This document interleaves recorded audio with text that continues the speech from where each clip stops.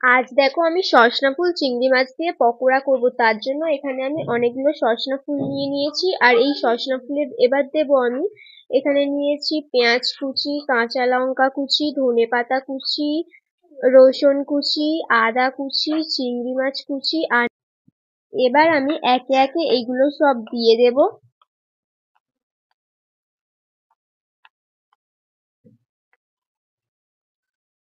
এবার আমি এর মধ্যে লবণ অ্যাড করব।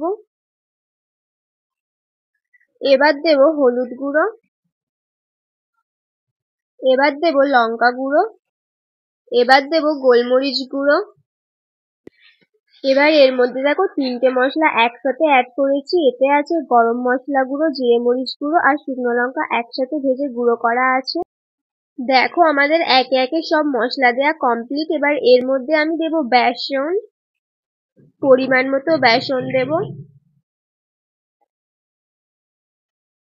এবার এর মধ্যে পরিমাণ মতো জল অ্যাড করব।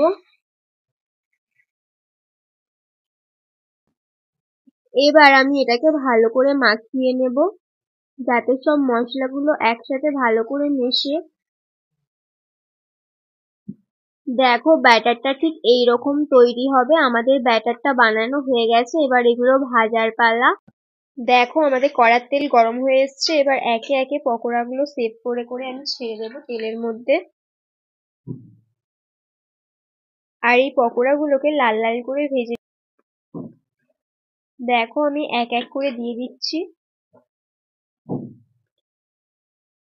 দেখো এগুলো একটু বাদামি বাদামি হয়ে এসছে। এবার আমি তুলে নেব, লালচে লালচে হয়ে এসছে।